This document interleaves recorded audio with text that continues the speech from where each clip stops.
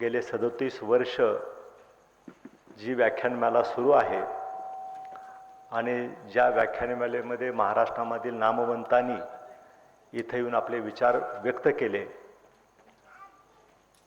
त्या मालिकेमध्ये मला या ठिकाणी बोलावून आपल्यासमोर ध्यास ग्रामविकासाचा या विषयावर बोलण्याची संधी दिली ते जय किसान मंडळ एडे निपाणी आजच्या कार्यक्रमासाठी व्यासपीठावर उपस्थित होते.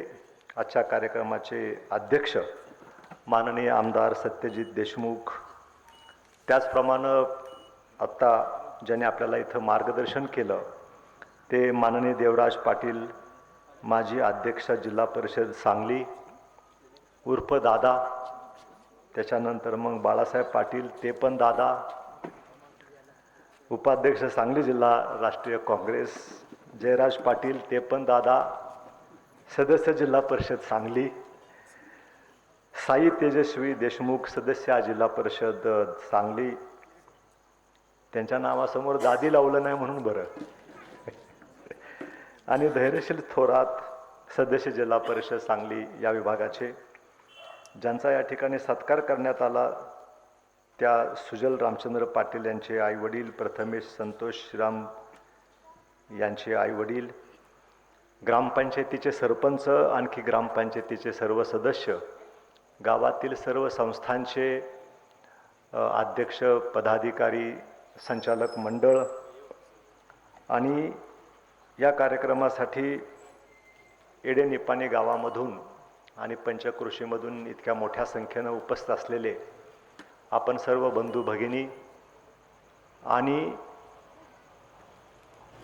मोठ्या संख्येनं विशेष उपस्थित असलेल्या सर्व महिला भगिनी, उपस्थित सर्व पत्रकार बंधू, मी पहिल्यांदाच या व्याख्यानमालेच्या निमित्तानं या गावाचं मनापासून अभिनंदन करतो की आपल्या गावाला माझी वसुंधरा अभियानामध्ये राज्यामध्ये प्रथम क्रमांक मिळालेला आहे. मी आपल्याला हे सांगू इच्छितो की कुठल्याही राज्यस्तरीय स्पर्धेमध्ये एखाद्या गावानं राज्यस्तरीय पुरस्कार पहिल्या क्रमांकाचा मिळवणं हे कोण्या एड्या गबाळ्याचं काम नाही, तर ते एड्या निपाणीकरांचं काम आहे. हे आपल्याला मान्यच करावं लागेल. खूप अवघड काम असतं आणि त्याला अतिशय चिकाटीनं सातत्यपूर्ण अनेक वर्ष काम करावं लागतं. असं नाही होत की योजना आली म्हणून त्या वर्षी कामाला सुरुवात केली आणि मग ते राज्यस्तरीय पुरस्कारापर्यंत पोहोचलं, असं होत नसतं. अनेक वर्षापासून त्या गावामध्ये ग्रामविकासाचं काम करणाऱ्या कार्यकर्त्यांची फळे असते. त्या विचारानं चालणारे खूप लोक अनेक वर्षापासून इथं काम करत असतात आणि त्या सगळ्या विचारांना खाद्य देण्यासाठी जय किसान मंडळासारखे मंडळ असावे लागतात, ते विचार पेरणारे. आणि अशा 37 वर्षापासून पेरत असलेले जय किसान मंडळाचे विचार, हे एडे निपाणी गाव हे पत्री सरकार ज्या गावामध्ये स्थापन झालं ते एडे निपाणी हे गाव आहे. आणि या गावामध्ये त्या कालावधीमध्ये ज्यांच्या स्मृतीप्रित्यर्थ ही व्याख्यानमाला सुरू करण्यात आली ते राज्याचे थोर नेते आदरणीय पद्मविभूषण वसंतदादा पाटील साहेब, त्याचप्रमाणे पांडुरंग गुरुजी, आणखी क्रांतीवीर नाना पाटील, अशा मान्यवरांनी त्या कालावधीमध्ये ब्रिटिशांच्या विरुद्ध लढण्यासाठी जे पत्री सरकार, त्याला प्रति सरकार, परंतु त्याला पत्री सरकार म्हणून नाव प्राप्त झालं. मी मागच्याच वर्षी एका कार्यक्रमाच्या निमित्तानं कुंडलला व्याख्यानमालेला गेलो होतो आणि त्या ठिकाणी डॉक्टर नरेंद्र जाधव यांना विशेष पुरस्कार देण्यात आला त्या जी.डी. बापू लाड यांच्या नावानं. तर तिथंही म्हणजे स्थापना जरी इथं झाली असेल तर त्या कुंडलच्या परिसरामध्ये आणि इस्लामपूरच्या परिसरामध्ये खऱ्या अर्थानं पत्री सरकारचं काम झालं. तर ते पत्री सरकार ज्या गावामध्ये स्थापन झालं, ज्या गावानं 30 स्वातंत्र्य सैनिक दिले, म्हणजे ह्या ब्रिटिशांच्या जोखंडातून भारताला मुक्त करण्यासाठी ज्या त्या स्वातंत्र्य सैनिकांनी योगदान दिलं, त्याच्यामध्ये एकाच गावामधले 30 स्वातंत्र्य सैनिक असावेत याच्यापेक्षा मोठा योगायोग असू शकत नाही. आणि म्हणून हा वारसा आहे, पत्री सरकारचा वारसा, त्याच्यानंतर स्वातंत्र्य सैनिकांचा वारसा, आणि त्याच्यानंतर पुढच्या पिढीच्या लोकांनी ह्या एडे निपाणी गाव घडवण्यासाठी योगदान दिलं. त्या सर्वांचं या योगदानाच्यामुळं, विचारधारेमुळं या गावाला माझी वसुंधरा या राज्यस्तरीय स्पर्धेमध्ये पहिला क्रमांक मिळाला. हे त्याचं खऱ्या अर्थानं वर्णन केलं तर चुकीचं होणार नाही. आणि म्हणून पुन्हा एक वेळ सर्व गावांचं आणि आपल्या सर्वांचं मनापासून अभिनंदन करतो, आपल्याला धन्यवाद देतो. आजचा विषयच मुळात ध्यास ग्रामविकासाचा हा विषय आजच्या कार्यक्रमासाठी आपण निवडलेला आहे. आपल्या सगळ्यांच्या माहितीसाठी की या देशामध्ये 5000 शहरं आहेत. आमदार साहेब, 5000 शहरं आहेत म्हणजे इस्लामपूर सारख्या शहरांच्या पासून सगळी देशातली जर का शहरं आपण मोजली तर 5000 शहरं आहेत. आपल्याला सगळ्याला कल्पना आहे की शहरांचा विकास ज्या वेगानं होतोय, म्हणजे 2000 साली पहिल्यांदाच Jawaharlal Nehru urban renovation mission JNNRUM या नावाची केंद्राची योजना आली आणि त्याच्यानंतर या शहरांच्या विकासानं वेग पकडला. आज आपण तुम्ही कुठलाही जिल्हा स्तर घेतला, तालुका स्तराचं गाव घेतलं तर त्या गावामध्ये मोठ्या प्रमाणावर विकासाची प्रक्रिया फार वेगानं पुढे चाललेली आपल्याला पाहायला मिळतं आहे. मी पुण्याला आलो, पुण्याला मी जिल्हाधिकारी होतो, पुण्यामध्ये मी विभागीय आयुक्त होतो आणि मुंबईला अनेक 10 वर्ष मंत्रालयामध्ये काम केलं आहे. म्हणजे असं धरून चालूया की मला 80 पासून मी प्रशासनामध्ये आलो असं म्हटलं तर 2000 सालापर्यंत साधारण 20 वर्ष विकासाचा वेग फार छोटा होता. म्हणजे एखाद्या 2 गावांना जोडणारा रस्ता झाला एखाद्या ठिकाणी तर त्या फार वेळेला कौतुकाचा विषय असायचा, अशी परिस्थिती होती.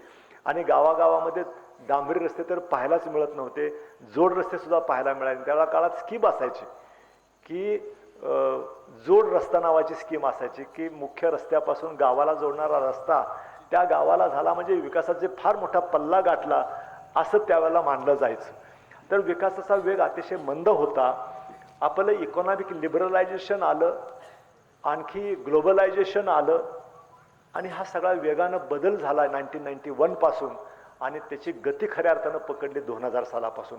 म्हणजे आम्ही जे काही ग्लोबलायझेशनचा पुढाकार घेतला आपल्या देशामध्ये, तर त्याच्यानंतर परिस्थिती सुधारायला आणि गती विकासानं पकडला 2000 साल आलं आणि 2000 सालामध्ये JNNRUM ही नावाची स्कीम आली आणि त्याच्यानंतर पुढं आज आपण बघताय की गेल्या 25 वर्षामध्ये शहरांचा विकास प्रचंड मोठ्या प्रमाणात होताना आपल्याला पाहायला मिळतो आहे. म्हणजे पुण्याला मी जिल्हाधिकारी होतो त्या कालावधीमध्ये रिंग रोड व्हायला पाहिजे, एअरपोर्ट व्हायला पाहिजे, मेट्रो व्हायला पाहिजे आणि अशा अनेक गोष्टीच्या खूप तर चर्चाच राहायच्या. आज आपण पाहतो आहे की पुण्यातले सगळे जे काही विकासाचे प्रकल्प आहेत त्याच्यामध्ये येरवडा तो कात्रज अंडरग्राऊंड 6 पदरी रस्ता करण्यापर्यंत आपली मजल गेलेली आहे. आपण मुंबईमध्ये आमदार साहेब आपण बघतो की मुंबईमध्ये इन्फ्रास्ट्रक्चरचं एवढं प्रचंड मोठ्या प्रमाणात जाळं निर्माण झालेलं आहे की पूर्वी जर का आपल्याला बांद्र्याला जायचं असेल पश्चिम महाराष्ट्रामधून तर दादरला जायचं आणि दादरवरल्या एका छोट्या ब्रिजवरनं पलीकडे गेल्यानंतर आपण वेस्टला जात होतो. ज्यांनी मुंबई काढलेले, आता ज्यांनी माझा सत्कार केला ते मुंबईमध्येच होते, राजभवनचं काम ते बघत होते, बरोबर आहे ना. तर अशी परिस्थिती होती.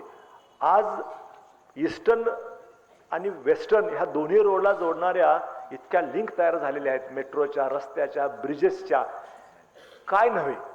आणि तुम्ही जर का आत्ताच्या कालावधीमध्ये बांद्रा कुर्ला कॉम्प्लेक्समधून मंत्रालयामध्ये यायला लागलात तर तो जो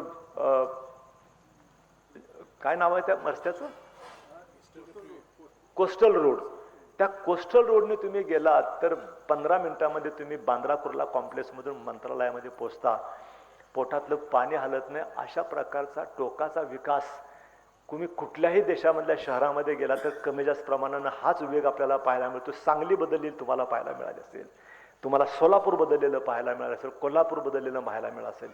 हा वेग आहे, माझा असा अंदाज आहे, मी प्रशासनामध्ये काम केलंय, अंदाज आहे की पुढच्या 15 वर्षामध्ये या देशातली शहरं, म्हणजे मागाशी आकडा 5,000 सांगितला, ते ॲट पार, म्हणजे जगातली जी जी काही शहरं आपण पाहतो त्या सगळ्या शहरांच्या इतका विकास ह्या देशातल्या शहरांचा झालेला असेल पुढच्या 15 वर्षामध्ये. 25 वर्षामध्ये इथपर्यंत आलो तर पुढच्या 15 वर्षामध्ये आपण कुठं जाऊ.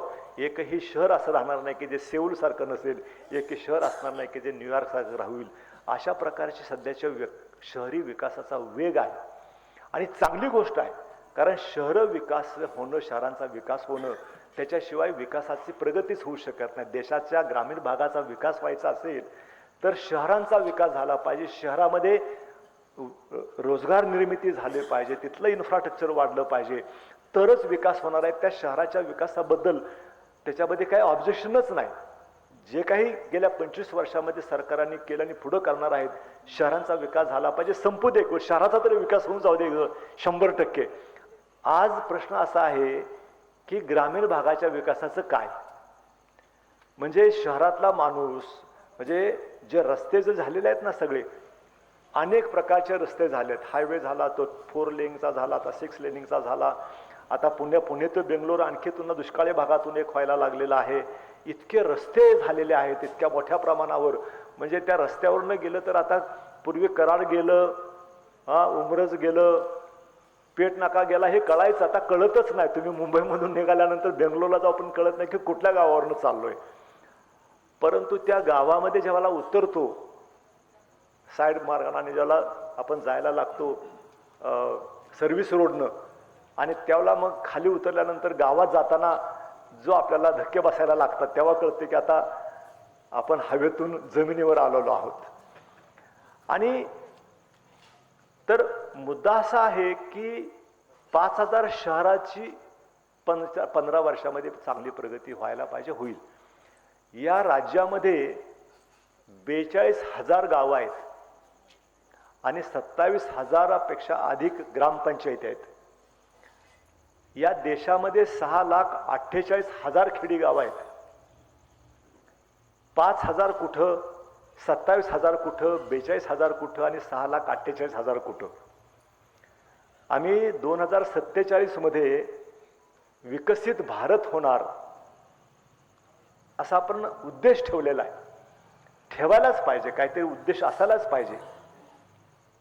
आणि ज्या पद्धतीने सध्या सरकारची धोरणं आहेत ते पाहिल्यानंतर शहरी भारत हा विकसित भारत म्हणून 2047 नव्हे तर कदाचित 2037 पर्यंतच होऊन जाऊ शकतो विकसित भारत. मात्र हे 6,48,000 खेडेगावांचा विकास कधी होणार,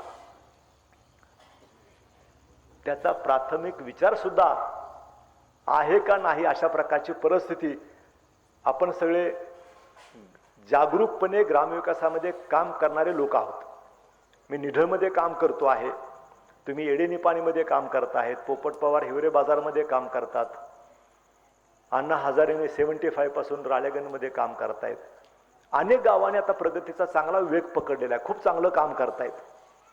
100च्या वर आकडा जाऊ शकत नाही महाराष्ट्रामध्ये की ज्यांचा उल्लेख करावा लागेल की चांगली प्रगती केली. येडेनिपाणीसारखी, निढळसारखी, हिवरे बाजारसारखी, राळेगण सिद्धीसारखी असे गावांची यादी करावी लागेल.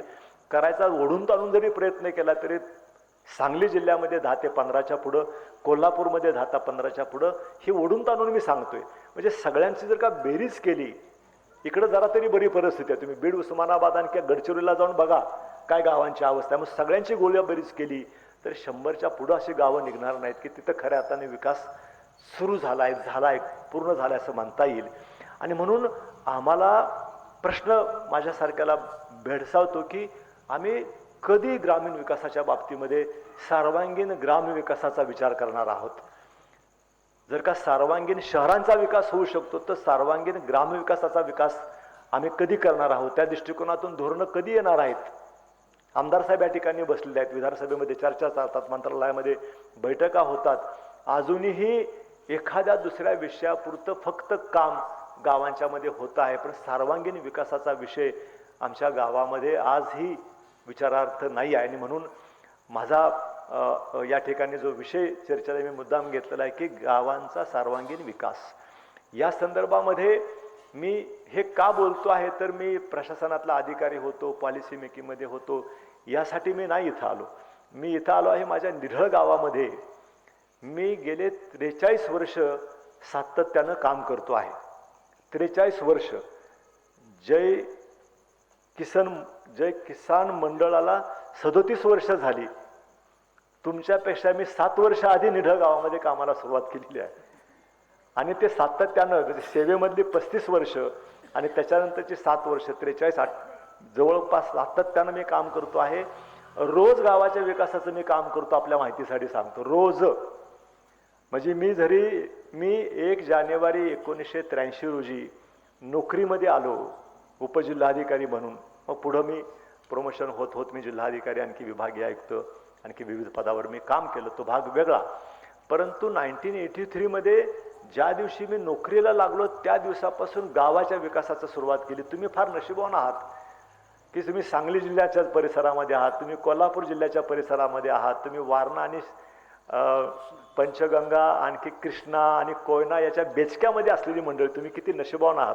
आम्ही मान आणि खटाव तालुक्यामध्ये निढळ माझं गाव आहे. म्हणजे कामाला मी सुरुवात केली त्याला प्यायला पाणी नव्हतं गावामध्ये. शेतीच्या पाण्याचे सोडूनच द्या विषय, आजही शेतीच्या पाण्याचे प्रश्न अनेक गावामध्ये आहेत. त्या गावामध्ये आम्ही कामाला सुरुवात केली आणि गेल्या 43 वर्षामध्ये गावाचा सर्वांगीण विकास केला आहे हे मला सांगण्यासाठी अतिशय अभिमान वाटतो आणि गर्व वाटतो.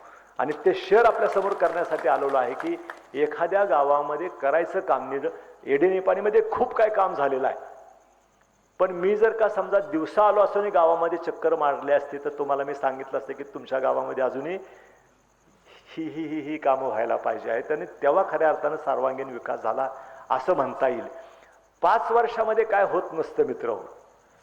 5 वर्षामध्ये ग्रामपंचायत निवडणुका होतात, सरपंच येतात, बरोबर आहे ना. 5 वर्षामध्ये म्हणजे जाहीरनाम्यामध्ये गावाचा सर्वांगीण विकासच लिहिलेला असतो.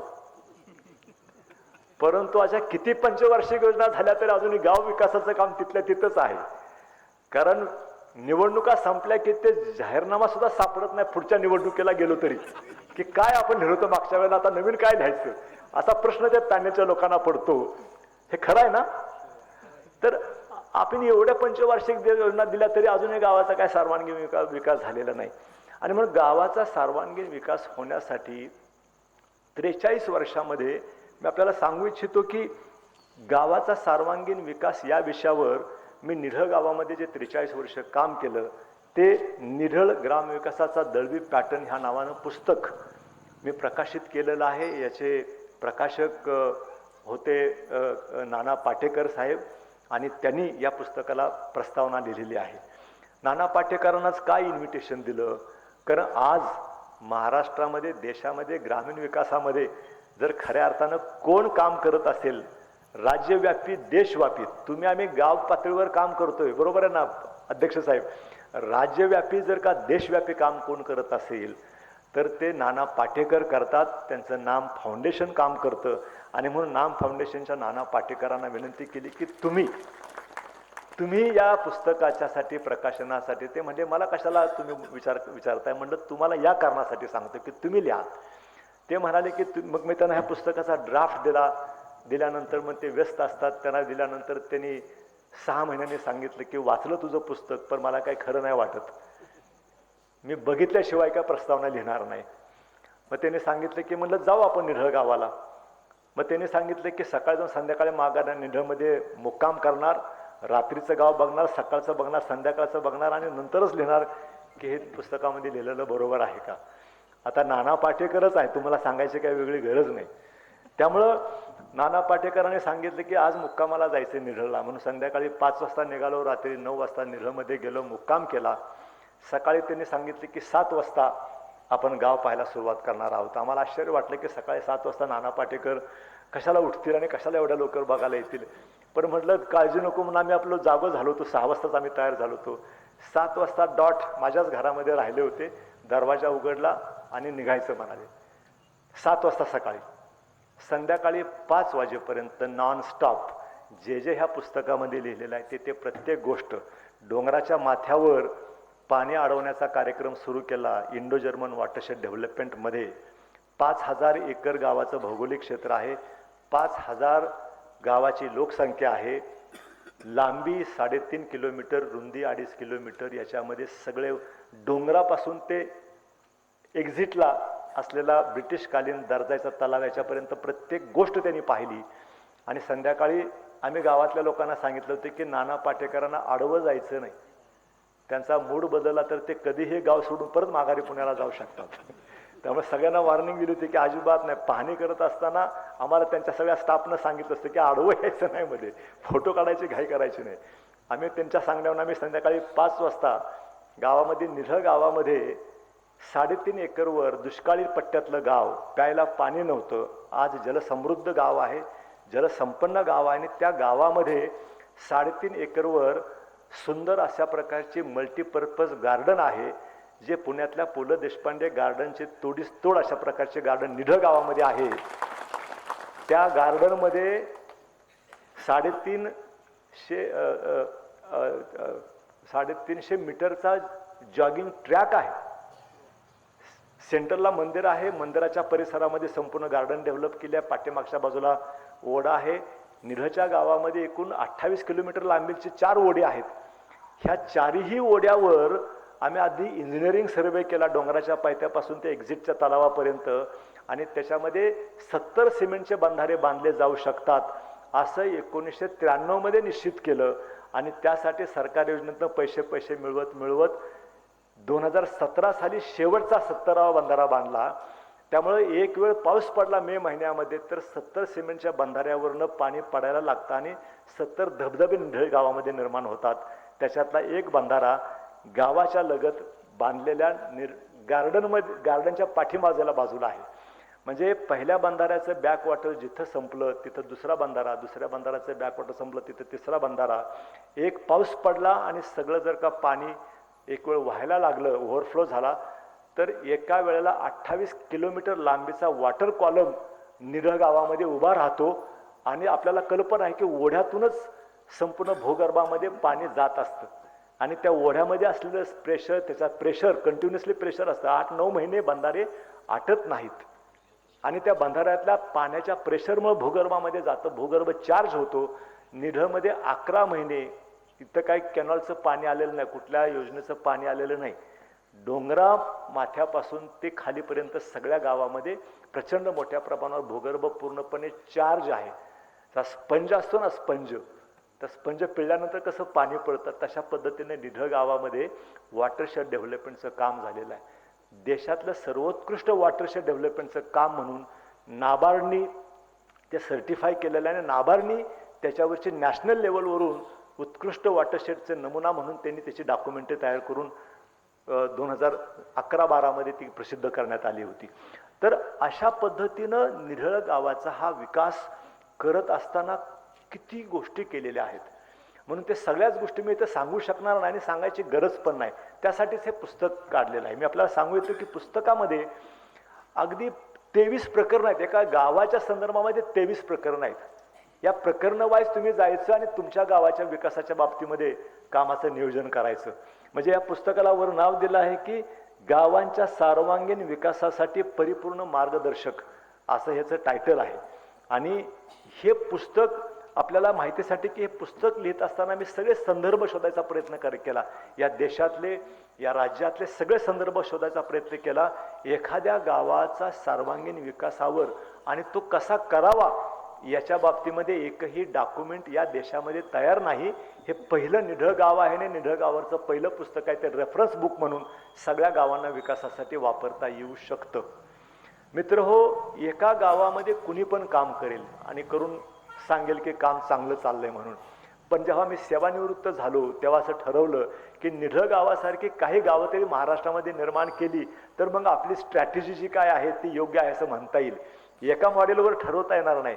आणि ठरवलं की आपला जो अनुभव आहे, प्रशासनातला अनुभव, वेगवेगळ्या योजना डिझाईन करायचा अनुभव, त्या अतिशय उत्तमपणे राबवण्याचा अनुभव, प्रशासनामध्ये चांगला अनुभव, झिरो पेंडन्सी करण्यापर्यंतचा, आणि अधिकाऱ्यांना कर्मचाऱ्यांना कामाला लावून लोकांच्या सेवेसाठी त्यांचा परिपूर्ण पिळून वापर करण्याच्या बाबतीमध्ये माझा सगळा अनुभव असल्यामुळं हा सगळा अनुभव आणि गावाच्या विकासामध्ये गेल्या 40 वर्षामध्ये काम करण्याचा जो अनुभव आहे, या सगळ्या अनुभवाचा फायदा ग्रामविकासासाठी व्हावा आणि म्हणून मी सेवानिवृत्तीनंतर सत्व फाउंडेशन नावाची संस्था सुरू केलेली आहे.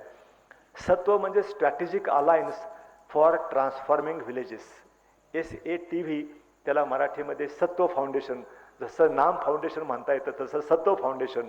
आणि अशा पद्धतीनं नानांनी लिहिलं याच्यामध्ये की सत्व आणि नाम फाउंडेशन पण आपण एकत्र काम करू. सत्वबरोबर पण नाना काम करतात आणि मी नानांच्या नाम फाउंडेशन बरोबर पण काम करत असतो. आणि म्हणून मी आपल्याला या निमित्तानं हे सांगणार आहे की गावाचा सर्वांगीण विकास म्हणजे काय आणि तो कसा करायचा. या पुस्तकामध्ये 70% हे निढळ गावामध्ये काय काम केलेलं ते आहे आणि पुढच्या 30% गाव कसं विकसित करावं, सर्वांगीण गाव म्हणजे काय, सर्वांगीण गावाचा विकास म्हणजे काय आणि सर्वांगीण गावाचा विकास करण्यासाठी काय काय करावं लागेल, ते कसं करायचं, त्याचा प्लॅन कसा करायचा, तो प्लॅन एक्झिक्यूट कसा करायचा, यासाठी सत्व फाउंडेशनच्या माध्यमातून मी 30 गावामध्ये सेवानिवृत्तीनंतर कामाला सुरुवात केली महाराष्ट्रामध्ये. त्याच्यातली 15 गावं सुटली, म्हणजे ज्यांनी सातत्यानं काम करायचं. मी गावाच्या विकासाच्या काही स्ट्रॅटेजीज डेव्हलप केलेल्या आहेत, काही मॉडॅलिटीज डेव्हलप केलेल्या आहेत. 5 त्याच्यातले निकष आहेत. त्या 5 निकषामध्ये गाव बसणार असेल तर त्या गावाबरोबर मी 10 वर्ष काम करणार, असं मी त्या गावाच्या बरोबर ॲग्रीमेंट केलेलं आहे. आणि असं माझ्या कंडिशनला उतरलेली, जोपर्यंत 3 वर्ष माझ्या कंडिशनला, माझ्या अपेक्षाला ते गाव उतरत नाही, तोपर्यंत त्या गावाबरोबर काम करणार नाही असं मी निश्चित केलेलं आहे. म्हणून मला काय संपूर्ण 42,000 गावं नाहीत विकसित करायचे, मला नमुना म्हणून निढळसारखी काहीतरी गावं विकसित करून त्याच्यामध्ये आणखी काय स्ट्रॅटेजी काढता येईल का, की जी गावांच्या विकासासाठी, जी ग्रामीण भारताच्या विकासासाठी, ग्रामीण महाराष्ट्राच्या विकासासाठी काय स्ट्रॅटेजी देता येऊ शकेल का.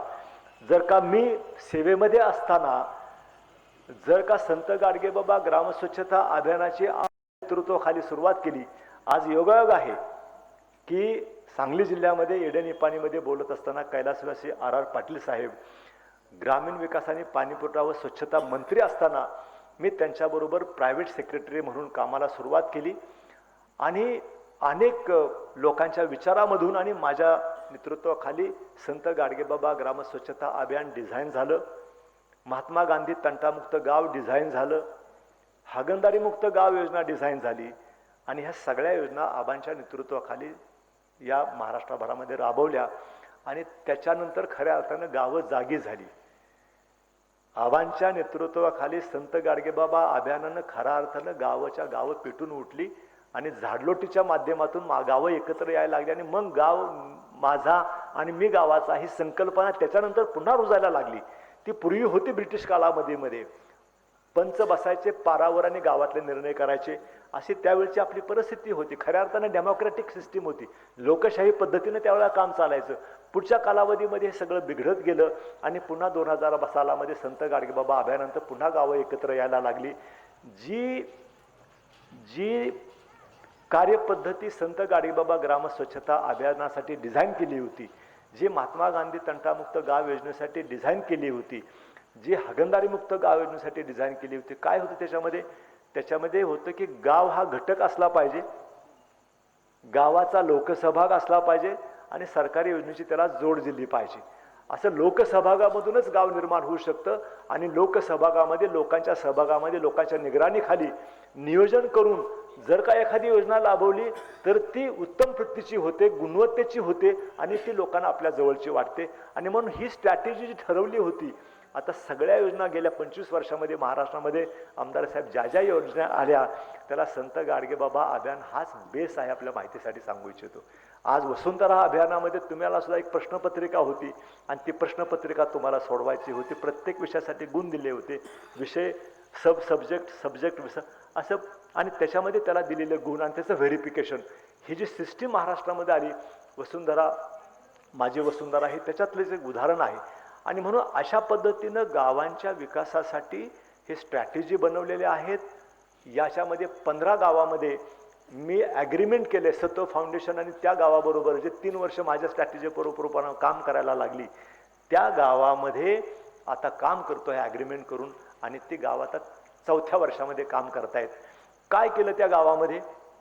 सर्वांगीण ग्रामविकास म्हणजे काय तर एका गावामध्ये इतक्या वर्षाच्या अनुभवानंतर प्रशासकीय धोरणात्मक निर्णय, गावामध्ये काम, अधिकारी म्हणून काम केल्यानंतर जे धोरण स्वीकारलं आहे त्याच्या आधारावर आणि 43 वर्ष गावामध्ये काम केल्यानंतर गावाच्या विकासाचे माझ्या दृष्टिकोनातून 3 प्रमुख गट आहेत, ग्रुप आहेत, घटक आहेत.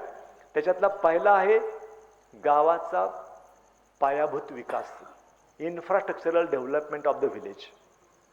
गावाचा भौतिक विकास, त्याच्यानंतर गावाचा आर्थिक विकास. म्हणजे सगळं काय केलं तुम्ही आणि जर का कुटुंबाचं उत्पन्नच वाढणार नसेल तर त्या आर्थिक विकासाला त्या विकासाला काय अर्थ नाही. आणि म्हणून इन्फ्रास्ट्रक्चर चांगलंच असलं पाहिजे. इन्फ्रास्ट्रक्चरमध्ये काय काय असतं ते मी सांगतो, आर्थिक विकासामध्ये काय काय करायला पाहिजे गावानं ते सांगतो. आणि एवढं सगळं केल्यानंतर गावाचा मानवी विकास, human development of the village, या तिन्ही गोष्टीमध्ये काम जर का आम्ही सगळ्यांनी मिळून कामाला सुरुवात केली, त्याचं प्लॅनिंग केलं आणि त्याचं एक्झिक्युशन केलं तर कुठलंही गाव परिपूर्ण ग्रामविकासामध्ये सर्वांगीण विकास झालेलं गाव असं म्हणता येईल. पण हा आमच्यासमोर सध्या विषयच नसतो. आमच्यासमोर योजनानिहाय आम्ही काम करतो. एक एक योजना गावामध्ये राबवायची, तुकड्या तुकड्यामध्ये राबवायची आणि तशा पद्धतीनं आपण काम करतो. एक काम पूर्ण होऊपर्यंत आणि ते उदसत नाही तोपर्यंत दुसरी योजना आम्ही आणायचा प्रयत्न करतो. आणि किती अवघड काम आहे ग्रामविकासामध्ये काम करणं. अध्यक्ष साहेब, तुम्ही जिल्हा परिषदेचे अध्यक्ष म्हणून काम केलेलं आहे.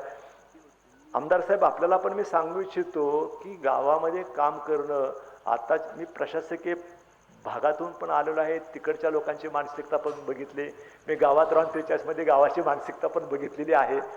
म्हणजे एक छोटंसं काम मंजूर करून आणायचं असेल, केवढा त्रास आहे ग्रामपंचायतीला.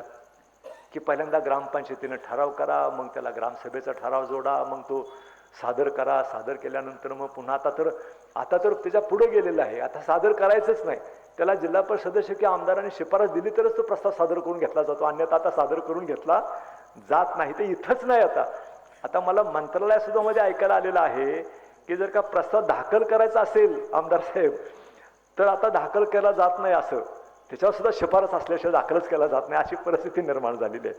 मग त्या परिस्थितीमध्ये म्हणजे एखाद्या गावामध्ये एखादं काम करायचं असेल तर त्या ग्रामपंचायतीनं यावर्षी ठरवलं त्यांच्या अजेंड्याप्रमाणे तर ते काम प्रत्यक्ष मंजूर होऊन काम सुरू करायला 3 वर्षाचा कालावधी उजाडतो का नाही उजाडतो. एखादं ठरवलं आणि अगदी तुम्हाला भावनी पत्र दिलं की हे काम करण्यासाठी शिफारस देत आहे, तरी सुद्धा जिल्हा परिषदेच्या अध्यक्षांनी शिफारस पत्र दिलं तरी सुद्धा त्या कामाला प्रशासकीय मंजुरी मिळायला 1 वर्ष, टेक्निकल सँक्शन व्हायला 1 वर्ष, टेंडर निघून वर्क ऑर्डर यायला परत आणखी 1 वर्ष. आणि एवढं सगळं करून जर का ज्युनियर इंजिनियर आला आणि त्याने जर का लाईन आउट दिला तरच भाऊ काम चालू होत असतं. आणि याच्यामध्ये जर का कुणी आडगेपणा केला आणि जर का सांगितलं की इथं माझी जमीन आहे तर तुमचा सगळे गेल्या 3 वर्षाचे श्रम वाया जातात आणि पुन्हा मग रे माझ्या मागच्या अशा प्रकारचं काम सुरू होतं. अशा ह्या अवघड परिस्थितीमध्ये आपल्याला काम करावं लागतं. तर याच्या निमित्तानं आपण सगळे शासक पण आहात या ठिकाणी आणि म्हणून आपल्याला सांगू इच्छितो, जिल्हा परिषदेचे नवीन सदस्य या ठिकाणी निवडून आलेले या ठिकाणी त्यांच्याशी पण बोलायची संधी मिळाली. अजूनही तुमच्या पदाधिकाऱ्यांची निवड होण्याच्या आधी तुमच्याशी बोलायची मला संधी मिळालेली आहे आणि अजून 20 मार्चपर्यंत पुष्कळ अवकाश आहे तुमच्याशी बोलण्यासाठी. तर याच्यामध्ये असा एक विचार येतो मनामध्ये की मंजुरीची काही सोपी पद्धत काढता येईल का? नाही का, काढता येऊ शकते.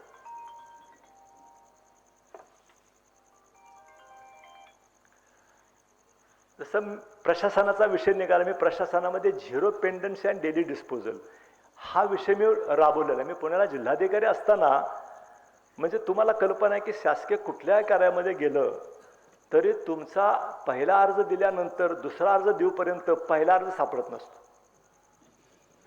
नसतो पहिला. मग तुमच्यासारखा कुणी येडीनिपाणीमधला एखादा जर असला गावातला कार्यकर्ता, तो जरा हुशार असतो, जरा वैचारिक जडणघडण झाली असल्यामुळं जय किसान मंडळामुळं, तर तो सांगतो की माझ्याकडे पोच आहे, तुमच्या ऑफिसमध्ये दिली पोच आहे. पोच दाखवली ना मग जरा यंत्रणा थोडीशी खळबळून जागी होते, अरे आपल्याच पोच आहे, आपला शिक्का मारलेला आहे. मग तो शोधायला सुरुवात करतो मागं की अरे बघायला पाहिजे आपलं. आणि मग तिथून परत तो फिरून येतो, सगळी कपाटं बघतो, इकडून तिकडून चक्कर मारून ते सापडत नाही, मला तर दुसरा अर्ज द्या. आणि मग दुसऱ्या अर्जाची परत तीच गती. सरकारी आज आपले जिल्हाधिकारी साहेब आलेले नाहीत, तर सरकारी कार्यालयामध्ये मी पुण्याला जिल्हाधिकारी असताना मी त्याच्यावर लिहिलेलं पुस्तक पण लिहिलेलं आहे. हे जसं पुस्तक प्रकाशित झालेलं आहे तसं zero pendency and daily disposal या नावाचं एकमेव शासनामध्ये सुद्धा एकमेव पुस्तक असं आहे की ते पुस्तक वाचून एखादं ऑफिस तुम्हाला झिरो पेंडन्सी करता येऊ शकतं. अशा प्रकारचे ते पुस्तक लिहिलेलं आहे.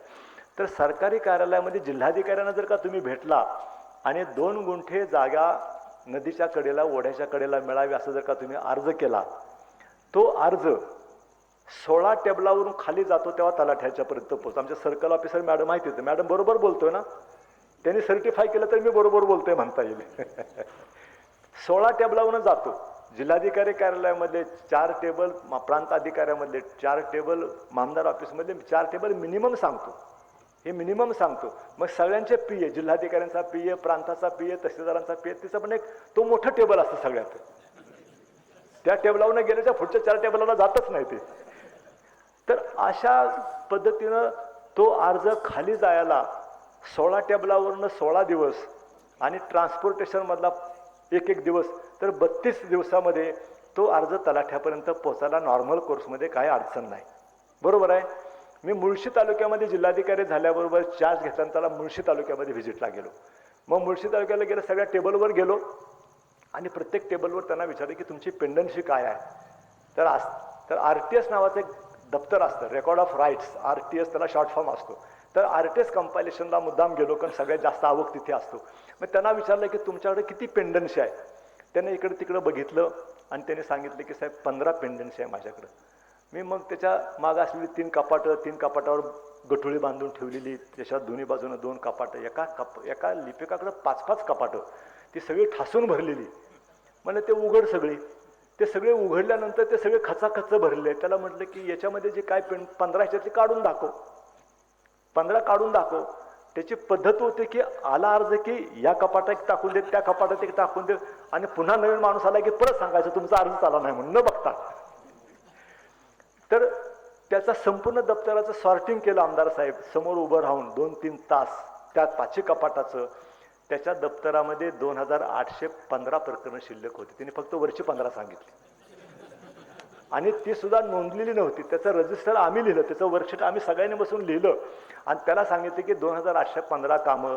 त्याचा कालावधी काढला की किती कालावधीपासून हे प्रकरणं पेंडिंग आहेत. तर हायेस्ट प्रकरण हे 2 वर्षापासून पेंडिंग होतं. म्हणजे माझे वडील मयत झालेले आहेत, त्याच्या माझ्या वडिलाची वारसाची नोंद घालावी, तलाठ्याने दाद दिली नाही म्हणून मामदाराकडे अर्ज केला. तर मामदारचा अर्ज ह्या RTS टेबलमध्ये 2 वर्ष पडून होतं. खरेदी खत केलं होतं, त्या खरेदी खताची नोंद घालायला काय लागतं, 2 वर्षापासून पेंडिंग होती. तर मग एका टेबलाला जर का 2 वर्ष धरली आपण समजा मुळशीसारखं, तर 16 टेबलावरून खाली जायला 32 वर्ष आणि परत वयाला 32 वर्ष, 64 वर्षामध्ये एक पिढी संपली तरी तुमचं प्रकरण सरकारी कार्यालयामध्ये निर्गत होऊ शकत नाही. आणि म्हणून म्हटलं की मग जिल्हाधिकारी झालो कशाला पुण्याला, त्याच्यापेक्षा घरी गेलेलं बरं. जर का माझ्याकडं अर्ज दिल्यानंतर जर का तो 3 वर्षानंतर जर का टेबलावर खाली तलाठ्याकडं पोहोचणार असेल तर मी कशाला जिल्हाधिकारी म्हणून बसलोय. आणि मग त्याच्यावर कामाला सुरुवात केली. मित्र सगळ्या यंत्रणा विश्वासात घेतलं, काम केलं. तीच माणसं, तेच अधिकारी, आणि त्यांना एक दिशा दिली आणि सांगितलं की आपल्याला जसं ह्या मुळशीच्या टेबलला केलं ना तसं सगळ्या टेबलला करायचं, सगळ्या अधिकाऱ्यांच्या फायलीमध्ये करायचं.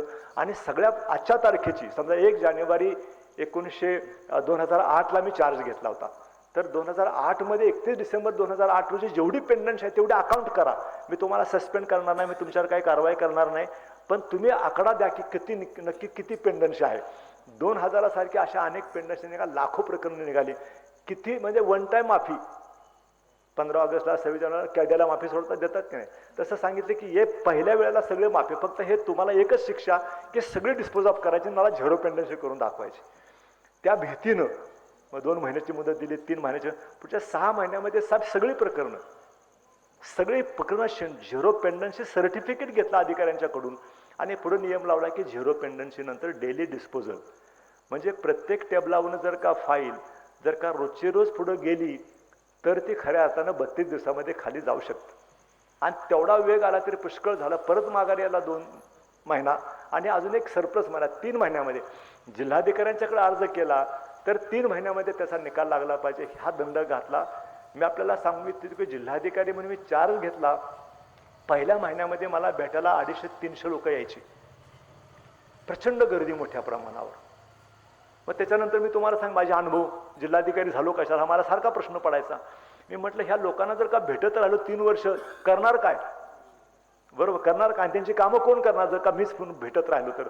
एक शिस्त लावली आणि सांगितलं की तुमची सगळी कामं डिस्पोज ऑफ करणारा थोडा दम काढा म्हणून. लोकांनी ऐकलं आणि मी तर आपल्याला सांगू इच्छितो की मी 4 सोडला जिल्हाधिकारी पुणे म्हणून 3 वर्षानंतर.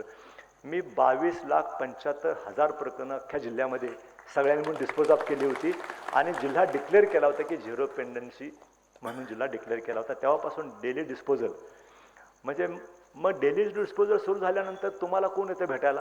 जिल्हाधिकाऱ्याला भेटायला कोणी नाही, प्रांताला भेटायला कोणी नाही, तहसीलदारला भेटायला कोणी नाही. मी वडगाव मावळा तर सगळ्यात फेमस आहे, वडगाव मावळा आणि मुळशी, बरोबर आहे ना. तिथं फोन केला तहसीलदार, आज किती माणसं भेटायला आली? साहेब एकही माणूस मामदार ऑफिसमध्ये भेटायला आलेला नव्हता. कुणाला हाऊस आहे जिल्हाधिकारी कार्यालयामध्ये? सरकारी कार्यालयामध्ये येणार हाऊस कुणाला आहे की जाऊन भेटायला, तलाठ्याचा चेहरा बघूया, कारकुनाचा चेहरा बघूया? कुणाला आवडते? काय पर्यटनाचं स्थळ आहे थोडंसं? आपलं काम पेंडिंग नाही तर तिकडे कशाला जाईल? झिरो पेंडन्सी होती. मी जेव्हा 4 सोडला जिल्हाधिकारी म्हणून, रेव्हेन्यू डिपार्टमेंटमध्ये एकही काम मला एकाही कामासाठी भेटायला मला आला नव्हता माणूस.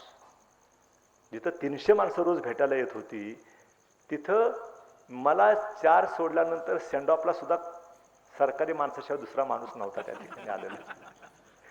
आणि त्यांनी सुद्धा म्हणजे तीच माणसं इतके प्रेमात पडली माझ्यानंतर आणि ते सगळे झिरो पेंडन्सी काम करायला की कुठं आज कोणी अव्वल कारकून झाला, कोणी तहसीलदार झाला, कोणी नायब तहसीलदार भेटला की सांगतो साहेब माझ्याकडे झिरो पेंडन्सी असते. ठीक आहे, तेवढं तरी काम झालं.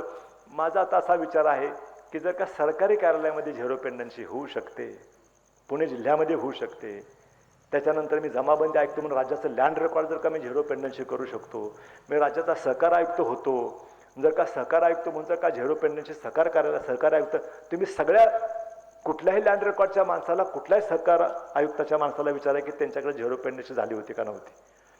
जर का झिरो पेंडन्सी सगळ्या कार्यालयामध्ये होऊ शकतो, माननीय देवेंद्र फडणवीस, मी ज्याला विभागीय आयुक्त होतो त्यावेळेला माननीय देवेंद्र फडणवीस साहेब मुख्यमंत्री होते आणि मग त्यांना आपल्या पुणे विभागामध्ये आल्यानंतर फरक जाणवला. मग त्यांनी विचारलं की काय तुमचं फार नाव सांगतात आमदार साहेब, खासदार साहेब. तर मी म्हटलं की असं झिरो पेंडन्सी केल्यामुळे लोकांना त्रास नाही. काय आहे झिरो पेंडन्सी? संध्याकाळी साताऱ्यामधल्या गेस्ट हाऊसमध्ये रात्री 9 ते 11 वाजेपर्यंत प्रेझेंटेशन घेतलं आणि 15 फेब्रुवारी 2018 रोजी महाराष्ट्र शासनामध्ये शासन निर्णय निघाला की शासकीय कार्यालयाच्या कामकाजाची सुधारित पद्धती झिरो पेंडन्सी आणि डेली डिस्पोजल हा शासन निर्णय निघाला. ग्रामीण ही तुम्हाला स्टोरी एवढ्यासाठी सांगितली की कॉन्फिडन्स, मी तुमच्या माध्यमातून फक्त येडेनिपाणीसाठी बोलत नाही, मी महाराष्ट्रातल्या जनतेसाठी, महाराष्ट्रातल्या सगळ्या ग्रामीण भागाच्या लोकांसाठी बोलतोय की ग्रामीण विकासामध्ये आम्ही सगळ्यांनी सर्वांगीण ग्रामीण विकासाचा ध्यास घेऊन काम करायचं ठरवलं तर प्रत्येक गाव सर्वांगीण विकासाला पोहोचू शकतं. कारण आजच्या घडीला म्हणजे सरकारच्या योजना तुमच्या माहितीसाठी सांगतो की एवढ्या आहेत, केंद्राच्या योजना, राज्याच्या योजना, डीपीडीसी, आमदार फंड, डीपीडीसीचा फंड, ह्या सगळ्यामध्ये आज अशी परिस्थिती आहे की पूर्वी एक रस्ता करायचा तर कुठल्या योजनेमध्ये घेता येतो हा सांगणारा अधिकारी म्हणजे फार नामांकित अधिकारी मानलं जायचं. सांगणारा फक्त, करणारा सोडून द्या. आज अशी आहे की एक रस्ता करायचा असेल तर 10 प्रकारच्या योजना आहेत आमदार साहेब, 10 प्रकारच्या योजना आहेत. आता त्या एवढ्या योजना झालेल्या आहेत की कुठल्या योजनेतून करायचं हा सांगणारा माणूस भेटत नाही. मी सत्व फाउंडेशनच्या माध्यमातून प्रशासनामधला सगळा अनुभव असल्यामुळं मी कंपायलेशन केलेलं आहे. केंद्राच्या योजना, राज्याच्या योजना, डीपीडीसी योजना, CSR मधून काय करता येऊ शकतं, NGOच्या माध्यमातून काय करता, लोकसहभागामधून काय करावं लागेल आणि त्याच्यामध्ये तयार केलेलं आहे. ह्या 15 गावामध्ये त्या गावाचा सर्वांगीण विकास आराखडा तयार करून दिला आणि सर्वांगीण विकास आराखड्यामध्ये इन्फ्रास्ट्रक्चर डेव्हलपमेंटची सगळी कामं, शेती विकासाची म्हणजे इकॉनॉमिक डेव्हलपमेंटची सगळी कामं, मानव विकासाची सगळी कामं त्या प्लॅनमध्ये घातलेली आहेत आणि त्या प्लॅनचं इम्प्लिमेंटेशन सुरू आहे. पैशाचा प्रश्नच नाही. आजसुद्धा ग्रामीण भागामध्ये पैशाचा प्रश्न नाही, पैशाचा कार्यकर्त्यांचा प्रश्न आहे. कार्यकर्त्यांनी, गावातल्या कार्यकर्त्यांनी एकत्र येऊन सातत्यानं पुढचे 5-10 वर्ष काम करण्याची गरज आहे. 5+5 10 म्हणलं मी, 5 वर्षात काय होत नाही, बरोबर आहे ना. आणि आता सध्या ग्रामपंचायतीच्या मध्ये तर तुम्हाला माहिती आहे की दर 5 वर्षानंतर रोटेशन होतं. वार्डामधलं जे काही रिझर्वेशन आहे ना आमदार साहेब, दरवर्षी 5 वर्षानंतर नवीन वार्ड रचना करायची. आता सुरू झाले काम आपल्याकडं, नवीन वार्ड रचना करायची. मग प्रत्येक वेळेला नवीन वार्ड रचना का करायची? त्या वार्डामध्ये लागून जे काही वस्ती वाढली असते ती त्या वार्डामध्ये घाला, संपवणा विषय. पण पुन्हा वार्ड रचना करायची, पुन्हा त्याच्यावर हरकती मागवायच्या, त्या गावातल्याच लोकांनी सगळं पाठलं असेल त्यांनाच परत हरकती मागवायला लावायचं आणि परत त्यांच्याकडून हरकती घ्यायच्या आणि परत त्यांनी काहीतरी उलटं सुलटं करायचं. मग इकडचा लचका तोडला, तिकडं जोडला, तिकडचा लचका काढला, तिकडं जोडला, तिकडची वाडी काढली, भलतीकडं जोडली, असं होतं की नाही होतं? तर ही झाली वार्ड रचना. मग त्याच्यानंतर रोटेशन. म्हणजे रोटेशनमध्ये तुम्ही तसं करत नाही मला माहिती आहे तर ते होतं, तुम्ही करत नाही आणि तुम्ही सांगायला पण लागत नाही. ते रोटेशनमध्ये काय साहेब, आमदार साहेब, सध्या ग्रामीण विकासामध्ये हा मोठा प्रॉब्लेम आहे. आमदार साहेब हा मुद्दाम आपल्याला सांगतोय की हा प्रश्न उपस्थित करण्याची गरज आहे, कायद्यामध्ये बदल करण्याची आवश्यकता आहे. म्हणून मी आपल्याला सांगू इच्छितो की ग्रामीण भागामध्ये म्हणजे मी पाहिला आहे, म्हणजे मग मुद्दाम म्हणून आठवण करून देतो की मी या सांगली जिल्ह्यामध्ये प्रोबेशनरी डेप्युटी कलेक्टर म्हणून 1 जानेवारी 1983 मध्ये आलो. माझा प्रोबेशन सांगली जिल्ह्यामध्ये झाला आहे. मी या ठिकाणी आज दादांच्या स्मरणार्थ ही व्याख्यानमाला आपण केलेली आहे. मी जेव्हा दादा किती मोठे माणूस होते हे सांगण्यासाठी माझे काय पर्सनल अनुभव या ठिकाणी मी सांगू इच्छितो. मी प्रोबेशनरी डेप्युटी कलेक्टर म्हणून जॉईन झालो आणि जिल्हाधिकाऱ्यांच्या बरोबर मी त्यावेळेला दादा हेलिकॉप्टरने यायचे, त्या पोलीस परेड ग्राउंडला उतरायचे, तिथून उतरले की कारखान्यावर जायचं, तिथं शर्ट काढणार, बंदी आणि धोत्रावर दादा सगळ्यांना भेटायचं. मी पाहिलंय, माझ्याकडे बघून तुम्ही विश्वास ठेवू नका, मी तेवढा जुना माणूस आहे प्रोबेशनमध्ये मी पाहिलंय. मग मी जिल्हाधिकारी म्हणे चल आपण दादांना रिसिव्ह करायला जाऊया. मी जिल्हाधिकाऱ्यांच्या बरोबर गेलो. तुम्ही कोणी आठवत असाल तर त्या काळामध्ये लीना मेंदळे म्हणून जिल्हाधिकारी होत्या पहिल्या टप्प्यामध्ये. मी बिजाला प्रोबेशनरी डेप्युटी कलेक्टर होतो आणि त्याच्यानंतर शिवाजीराव पाटील दाढीवाले, तुम्ही कधीतरी ऐकलं असेल ते भयंकर सुंदर अशा प्रकारचं व्यक्तिमत्व होतं. मी शिवाजीराव पाटील साहेब मला घेऊन गेले, चल म्हणाले तुला दादांची भेट घालून देतो.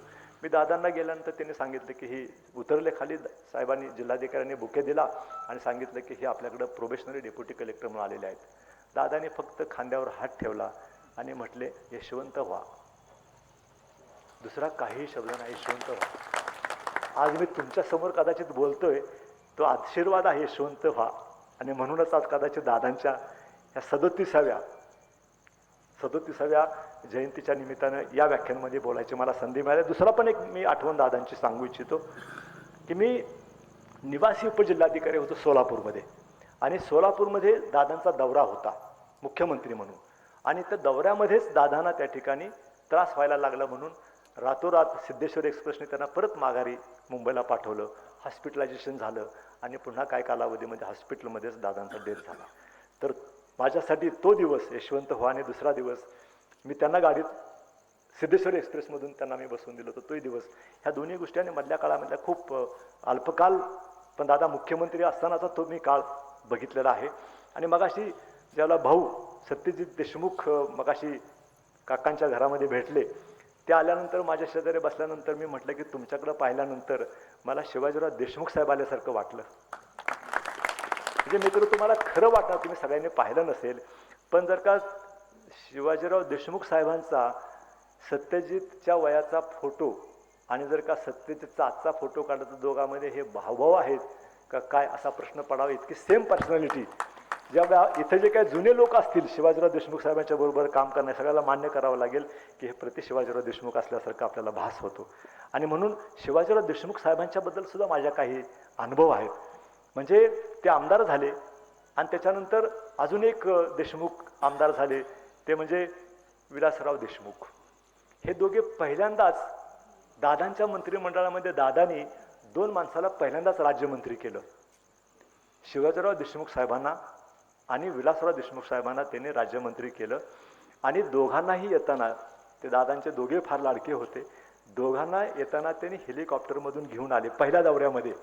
आणि मग जिल्हा परिषदेमध्ये मोठा कार्यक्रम होता. मला तो क्षण आजही आठवतो की दादा चालतायत पुढं आणि त्यांच्या दोघं मागं, एका बाजूला शिवाजीराव देशमुख, एका बाजूला Vilasrao Deshmukh, young boys that time, ते मागं येत आहेत. आणि मग तो कार्यक्रम पाहिला. त्याच्यानंतर मग शिवाजीराव देशमुख साहेबांच्या बरोबर या जिल्ह्यामध्ये काम करत असताना अनेक मिटिंग, अनेक दौरे त्यांच्याबरोबर केले. राज्यमंत्री ते मंत्री ते विधानसभेचे सभापती, हा प्रवास मी स्वतः पाहिलेला आहे. साहेबांना दोन्ही सगळ्या काळामध्ये भेटलोय. आणि विलासराव देशमुख साहेबांचा पण तो प्रवास, तिथून ते रेव्हेन्यू मिनिस्टर, अनेक मिनिस्टर, आणि विलासराव देशमुख साहेब जेव्हा मुख्यमंत्री होते पहिल्या टर्मला, त्यावेळेलाच आर पाटील साहेब त्या मंत्रिमंडळामध्ये ग्रामीण विकास आणि पाणीपुरवठा मंत्री होते. संत गाडगेबाबा ग्रामस्वच्छता अभियान, तंटामुक्ती गाव मोहीम, आणि अजून एक फार प्रसिद्ध योजना त्या काळातली होती यशवंत ग्राम समृद्ध योजना. ह्या तिन्ही योजना विलासराव देशमुख साहेबांच्या कॅबिनेटनी मंजूर केलेल्या योजना त्या पुढे राबवण्याची संधी मिळाली. अशा प्रकारचा सगळीकडचा अनुभव आहे. आणि म्हणून सर्वांगीण ग्राम विकास हा सुद्धा केला जाऊ शकतो, पुस्तकाप्रमाणे ते करता येऊ शकतो. फक्त आम्हाला सगळ्यांना मानसिकता बदलण्याची गरज आहे. गावाच्या सर्वांगीण विकासाचं ध्येय आम्ही सगळ्यांनी ठेवण्याची गरज आहे. आणि त्याच्याप्रमाणे जर का काम करायचं ठरवलं तर त्याला गावांच्या विकासाच्यासाठी सुद्धा एक चांगलं नियोजन करायला पाहिजे. गावाच्या विकासाच्या बाबतीमध्ये पण एक चांगलं विजन आमच्या समोर असायला पाहिजे. आज शहरांचा विचार घेतला तर शहरामध्ये आय एस अधिकारी, सिनियर मोस्ट आय एस अधिकारी महापालिकेचा आयुक्त असतो, त्याच्या खाल्यामध्ये आणखी ॲडिशनल कमिशनर असतात 2-3, परत टाउन प्लॅनिंगचा एक डायरेक्टर ऑफ टाउन प्लॅनिंगचं डिपार्टमेंट असतं, आणि किती प्लॅनिंग चालतं. आणि सगळं मंत्रालय, मंत्री, मुख्यमंत्री त्या गावाच्या विकासाच्या बाबतीमध्ये डेव्हलपमेंट प्लॅन, त्याची डेव्हलपमेंट स्कीम याच्या बाबतीमध्ये नियोजन केलं जातं. आणि त्याचं पुढच्या 10-15 वर्षामध्ये तशाच्या तशा जसं नियोजन केलं तसंच पुढं उतरत राहतं. आणि म्हणून ती शहरं विकसित होताना दिसतात. गावांच्या विकासाचं काय? गावांच्या विकासाच्या बाबतीमध्ये सुद्धा आम्हाला गावाच्या सर्वांगीण विकासाचा आराखडा बनवायला पाहिजे. गावाच्या सर्वांगीण विकासाचा आराखडा बनवायचा. आजच्या घडीला गावामध्ये आदर्श गाव करण्यासाठी म्हणून ज्या ज्या गोष्टी तुम्हाला वाटतात, तुम्हाला म्हणजे ग्रामपंचायतीच्या सरपंचाला, उपसरपंचाला किंवा सदस्याला वाटण्यामधून नव्हे, मागासवर्गीयाच्या वस्तीमध्ये जी झोपडी आहे त्या झोपडीतल्या बाईला काय वाटतं, एखाद्या वाड्या वस्तीवरच्या तरुणाला काय वाटतं, एखाद्या तरुण शेतकऱ्याला काय वाटतं की ह्या गावामध्ये काय काय व्हायला पाहिजे, तुमच्या गावातल्या लोकांच्या मनामध्ये जे जे आहे, जे व्हायला पाहिजे व्यक्त होत नाहीत, त्यांना व्यक्त होऊ दिलं जात नाही. म्हणजे ग्रामसभा जर का रंगात आली तर मागं हमखास उभं राहून कोणतरी दारू पिलेला माणूस येतो आणि सगळ्या ग्रामसभेचा रसभंग करतो. हे पण आपण सगळ्यांनी पाहिलेला आहे. तो पेरलेला असतो.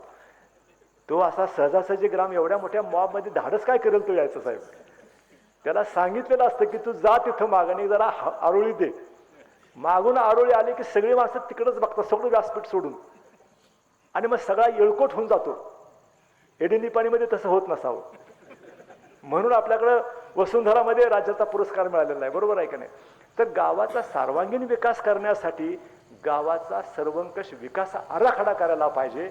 इन्फ्रास्ट्रक्चर डेव्हलपमेंटमधली प्रत्येक गोष्ट, इकॉनॉमिक डेव्हलपमेंटसाठीची प्रत्येक गोष्ट, मानव विकासाची प्रत्येक गोष्ट लिहून काढून जर का आम्ही त्याप्रमाणे गावाचा विकास आराखडा तयार केला आणि पुढच्या 5 वर्षामध्ये नाही, पुढच्या 10 वर्षामध्ये त्याचं इम्प्लिमेंटेशन करायचं ठरलं तर कुठलंही गाव, आमदार साहेब, आजच्या घडीला इतका पैसा आहे, केंद्राचा पैसा, राज्याचा पैसा, अनेक योजना, आमदार फंड, खासदार फंड, व्हॉट नॉट, इतक्या मोठ्या प्रमाणावर पैसा आहे. फक्त तो उपलब्ध करून तुम्ही तुमच्या गावासाठी आताची जी काही सिस्टीम आहे कामं मंजूर करण्याची, त्याच्या बाबतीमध्ये पण माझ्या काही कल्पना आहेत की गावाला कामं मंजूर करत असताना असा म्हणजे काय म्हणतो त्याला, एक रकमी पैसा द्या, दरवर्षी तुम्हाला एवढे पैसे, आणि तुम्ही त्या प्लॅन प्रमाणे कामं करा. ॲडमिनिस्ट्रेटिव्ह अप्रुव्हलला जावा, हे करा, ते एक प्लॅन पूर्ण गावाचा एक सर्वांगीण विकास आराखडा करा. त्याच्यामध्ये 10 वर्षाचं फेजिंग करा. पहिल्या वर्षात काय काम करा, दुसऱ्या वर्षात त्या गावाच्या प्लॅनप्रमाणे DPDC मार्फत प्रत्येक गावाला हे तुमचे 50 लाख, हे तुमचे 20 लाख, हे तुमचे 50 लाख, म्हणजे हे सगळे कागदाचा बाजार संपेल, पाठपुराव्याचा प्रश्न संपेल आणि सगळ्याला गावाच्या विकासासाठी काम करता येईल. एक काम करणं म्हणजे सरपंचासाठी 5 वर्षाचा त्याचा पाक वाटोळ होऊन जाते. काम मंजूर करून आणण्यामध्येच तो हैराण होऊन जातोय. तर हे टाळता येऊ शकतं. गावाचा सर्वांगीण विकासासाठी अजूनही विचार होत नाही साहेब. मी शहराशी तुलना एवढ्यासाठी करतो की शहराच्या बरोबर जर आम्ही एवढं सगळं करतो तर गावाच्यासाठी सुद्धा करता येऊ शकतं. म्हणजे आजच्या घडीला इतक्या मोठ्या प्रमाणावर रेव्हेन्यू जमा होतो. मध्ये परवाच एका पेपरमध्ये स्टेटमेंट माननीय मुख्यमंत्र्यांचं आलं होतं की कुणास तरी आलं होतं की 2000 साली 75,000 कोटी रुपयाचं महाराष्ट्राचं बजेट होतं. आज 2025 मध्ये ते 10 लाख कोटीपर्यंत गेलेलं आहे. 7.5 लाख कोटीपर्यंत गेलेलं आहे. केंद्राच्या बाबतीमध्ये पण तसंच आहे. म्हणजे पैसा खूप मोठ्या प्रमाणावर उपलब्ध आहे. तो प्रपोर्शनेटमधली ग्रामीण भागासाठी आणि शहरी भागासाठी देण्याची गरज आहे. आज तो एकतर्फी जातो आहे. जाऊ दे, ते पण व्हायला पाहिजे. पण अगदीच गावात पूर्णपणे निग्लेक्ट करून जे चाललेलं आहे ते थांबायला पाहिजे. गावाच्या विकासासाठी केंद्रामार्फत जे गावाच्या लोकसंख्येच्या आधारावर पैसे दिले जातात, ते पैसे, जिल्ह्यानं दिलेले पैसे, राज्यानं दिलेले पैसे जर का हे एकत्र करून जर का एक रकमी तुम्हाला दिले की या रकमेमधून तुम्ही हे 5 गावं तुमच्या गावातले करा, सगळ्यांचा पायपीट कमी होईल, सगळ्यांचा त्रास कमी होईल, ॲडमिनिस्ट्रेशनची बर्डन कमी होईल आणि गावाच्या विकासाला खूप चालना येऊ शकेल. कॉन्सन्ट्रेट करता येईल की गावातली कामं करण्याच्या बाबतीमध्ये लक्ष देता येईल, चांगल्या पद्धतीनं काम करता येईल. तर अशा पद्धतीनं गावाच्या सर्वांगीण विकासासाठी पैसा आहे, नियोजन करण्याची आवश्यकता आहे. त्याच्यानंतर पुन्हा सगळ्यांनी एकीनं काम करण्याची गरज आहे. एवढं सगळं दिलं आणि गावामध्ये जर का सगळं राजकारण पूर्णपणे चाललं असेल तर मग कसं होणार ते? मग गावाच्या पातळीवर निवडणुका संपल्या, कुठली पण निवडणूक संपली, ग्रामपंचायत असू दे, आमदारची असू दे, जिल्हा परिषद असू दे, निवडणूक संपली की मतदानाच्या दिवशी संध्याकाळी 5 वाजता सगळ्या गावातल्या सर्व पक्षाच्या कार्यकर्त्यांनी एकत्र येऊन चहापान करायला पाहिजे. एकत्र येऊन चहापान करायला पाहिजे. अशी गावं महाराष्ट्रामध्ये आहेत. अशा अनेक गावामध्ये मी मोहितेच्या वडगावला मागच्याच आठवड्यामध्ये गेलो होतो, मागच्याच महिन्यामध्ये गेलो होतो. मोहितेच्या वडगावमध्ये तुम्हाला माहीत आहे की रात्री 7 वाजता तिथं भोंगा वाजतो आणि संध्याकाळी 7 वाजल्यापासून रात्री 8:30 वाजेपर्यंत तिथं स्क्रीन बंद असतो. No mobile, no T V, कसल्या प्रकारचं नाही. मी मागच्याच महिन्यामध्ये त्या मोहितेच्या वडगाव गावामध्ये गेलो, घराघरामध्ये गेलो, विद्यार्थ्यांच्या बरोबर बसलो. रयत शिक्षण संस्थेचा चेअरमन असल्यामुळे विद्यार्थी, शाळा ह्याच्या बाबतीमध्ये मला बघायचंच असतं. मग एका गावामध्ये होऊ शकतं तर सगळ्या गावामध्ये का होऊ शकत नाही? हे मानव विकास आहे. म्हणून हे मानव विकासाचं टोक मोहितेच्या वडगावनं गाठलेलं आहे साहेब. हे येडेनिपाणीमध्ये का होऊ शकत नाही? हे निडळमध्ये का होऊ शकत नाही? एक चांगला उपक्रम सगळ्या गावामध्ये राबवायच्या बाबतीमध्ये निर्णय का घेतला जाऊ शकत नाही? घ्यायला पाहिजे, राबवलं पाहिजे. फार मोठा फरक पडतो साहेब, फार मोठा फरक पडतो त्या मोहितेच्या वडगाव गावामध्ये मी पाहिलेला आहे. तर मी आता हे सांगत बसलो की इन्फ्रास्ट्रक्चरल डेव्हलपमेंट म्हणजे काय, ती कशी करावी, त्याला पैसे कसे आणावेत, इकॉनॉमिक डेव्हलपमेंट म्हणजे काय, ते कसे आणावेत, त्याचे काम कसं करावे, ह्युमन डेव्हलपमेंट म्हणजे काय, हे इथं सांगण्याचा फोरम नाही. ह्याच्यामध्ये खूप तो कंटाळवाणा होईल तुम्हाला आणि त्याच्यामध्ये खूप वेळ झाला म्हणून मी सांगणार नाही. मी ह्या पुस्तकामध्ये ह्या सगळ्या गोष्टी फार क्लिअर कट लिहिलेल्या आहे.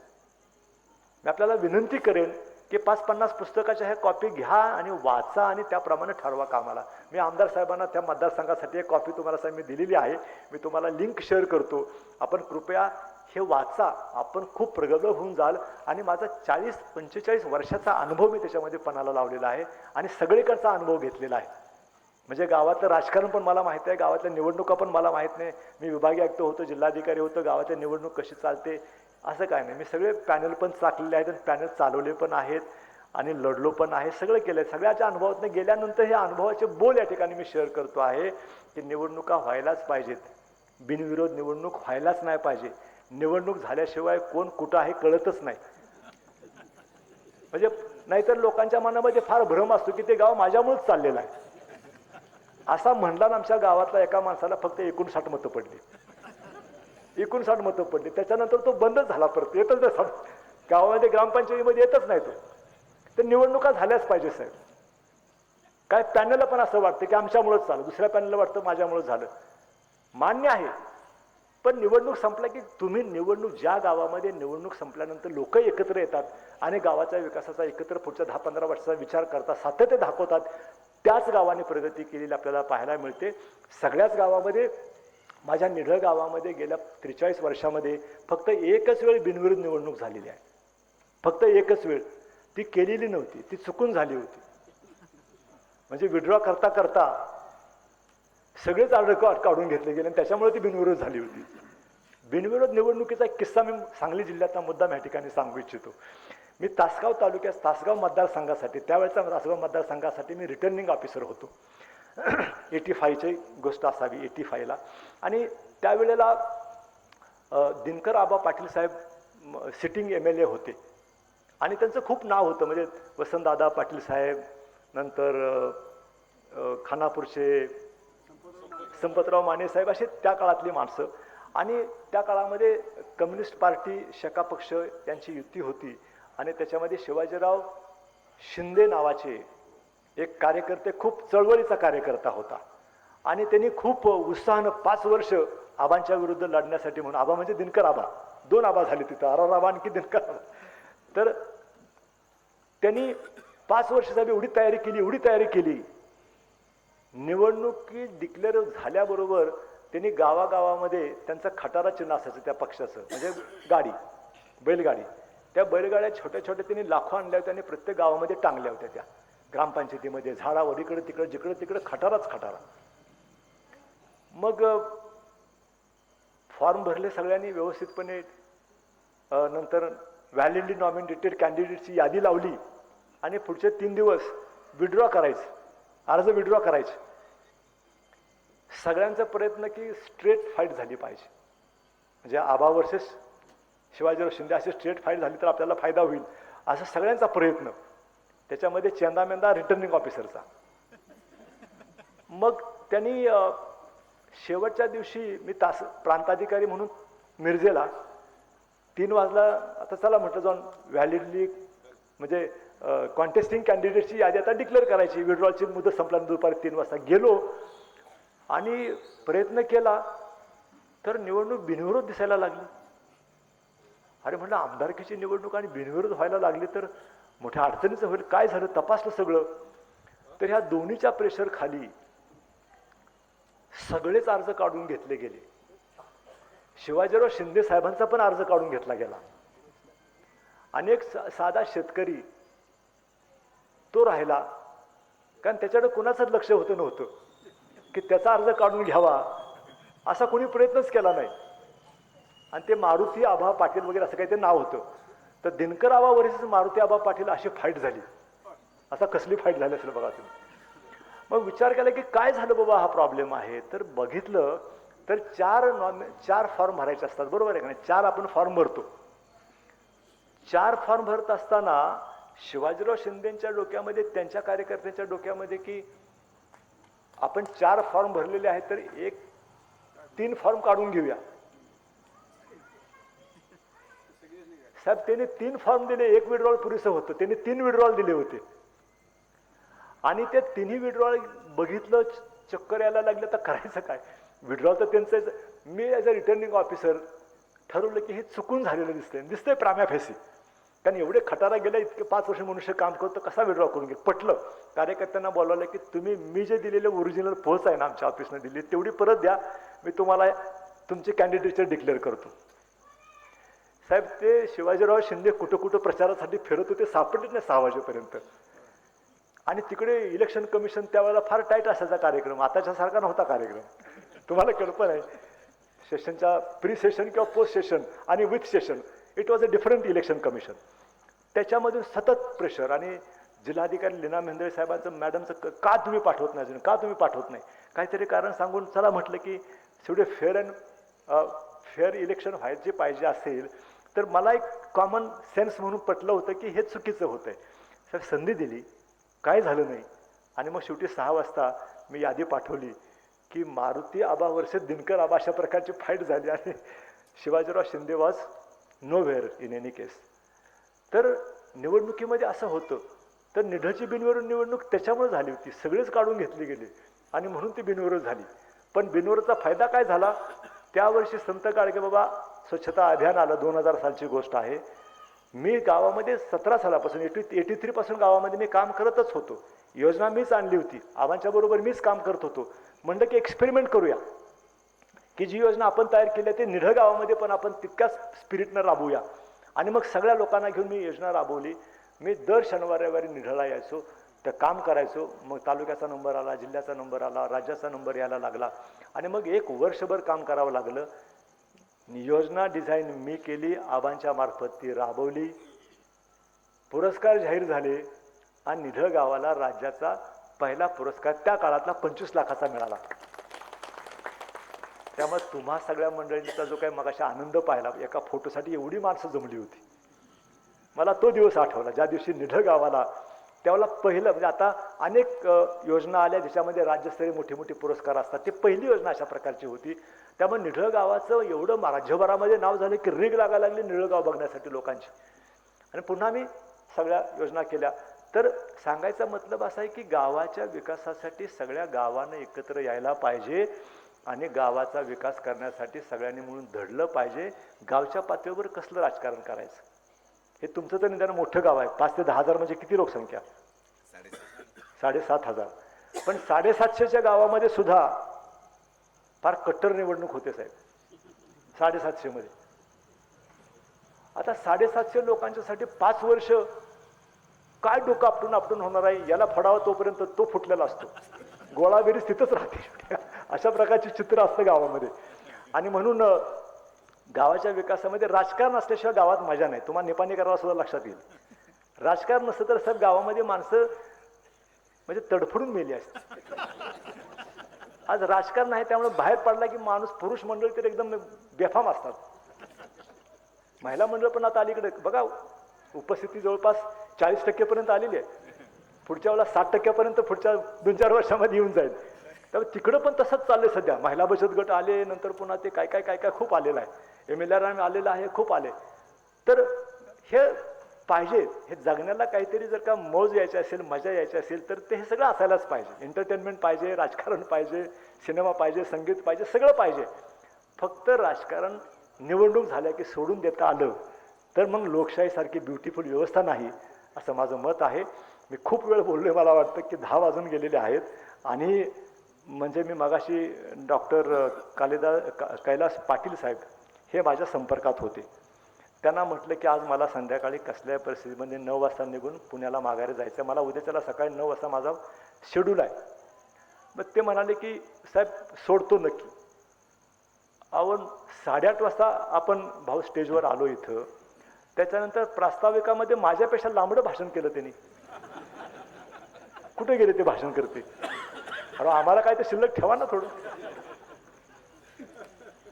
म्हणजे बच्चू कडू काय म्हणाले, पानिपतकर काय म्हणाले, आता म्हणलं आमचा नंबर कधी येणार? पोटात कावळे ओरडायला लागले, जेवलो नाही, भूक लागलेली आहे. त्याच्यातले आम्ही आलो तेव्हा ह्याच्यातले 25%च आले होते. हे मागणं सगळे आले मंडळी साहेब, जेवण खाऊन सगळं पद्धतशीर आलेलं आहे. त्यामुळे एक उठत नाही मागचा. पण मला खूप आनंद झाला की एडेनी पाणीमध्ये आलो आणि तुम्ही शहाण्यासारखं वागताना बघून मला खूप आनंद झाला. सर्वांगीण विकासाचा ध्यास घेऊया सगळ्यांनी मिळून. मी सांगितलेले काही टिप्स आहेत, बरोबर आहे. सगळं 45 वर्षाचा माझा अनुभव सगळीकडचा मी कसा 2 तासापेक्षा अधिक कालावधीसाठी मांडू शकतो, म्हणून आपण सगळ्यांनी म्हणून मी फक्त तुम्हाला दिलेल्या टिप्स आहेत. पुस्तकं घ्या, वाचा. आणि या आमदार साहेब तुमच्या तालुक्यामध्ये सगळ्या गावामध्ये सुरू करून देऊया. कदाचित तुमचा मतदारसंघ, शिराळा मतदारसंघ, राज्यामधले सगळे गावं आदर्शाकडे वाटचाल करतायत. असं जर का झालं तर तुम्हाला मला खूप आनंद होईल. मी जय किसान मंडळ आपल्याला मनापासून धन्यवाद देतो. जरी उशीर झाला असला तरी अशा प्रकारची व्याख्यानमाला भरणं सोपं नाही. म्हणजे मी जेव्हा आलो तेव्हापासून डॉक्टरांचा तुमचे काका जीव खालीवर होताना बघत होतो मी. की एका बाजूला मला 9ला सोडायचं प्रेशर, इकडं माणसं नाहीत, तिथे भाव अजून आलेले नाहीत. ह्या सगळ्यातून मी गावामध्ये गेलेलो आहे, त्यामुळे मी तुमचं फक्त बघत होतो, तुमचं काय त्रांगडं चाललेलं आहे. आत बाहेर माझ्यासाठी नुसतं समोर आत बाहेर करणार होत काहीच नव्हतं. म्हणजे आमच्याकडे सरकारी कार्यालयामध्ये मंत्रालयात तुम्ही गेला ना, तर जिल्हाधिकारी कार्यालयामध्ये तुम्ही मिटिंगला बसला आमदार साहेब, तर चहा सांगितलेला असतो आणि मीटिंग संपली तरी चहा येत नाही. मग कोणतरी बाहेर जातो, आलाच म्हणतो. पुढच्या टप्प्यामध्ये किती वेळा ते सांगायचं. मग शेवटच्या टप्प्यामध्ये त्याच मोकळ्या कबशा खणाखणा वाजवतात आणि असं वाटतं की चहा आला नाही. पण चहा संपली तरी काय, मीटिंग संपली तरी चहा मिळत नाही. तुम्ही सगळे जेवण करून आलाय, आम्हाला भूक लागलेली आहे, सगळ्यांना पुढं जायचं आहे. पण मला खूप आनंद झाला की ग्रामीण भागामध्ये अशा प्रकारच्या व्याख्यानमाला होतात. इतक्या मोठ्या प्रमाणात लोक येतात, ऐकतात. 7 दिवस ही मेजवानी आहे. आज मी एका विषयावर बोललो, उद्या त्याला 3ऱ्या विषयावर बोलले, परवा 4थ्या विषयावर बोलणार आणि दरवर्षी हे होतं आहे. मला असं वाटतं की मानव विकासामधलं सर्वोत्कृष्ट काम ह्या एडेनिपाणीमध्ये होत आहे असं म्हटलं तर चुकीचं होणार नाही. मी पुन्हा एक आपला धन्यवाद देतो आणि थांबतो. जय हिंद, जय महाराष्ट्र. हॅलो.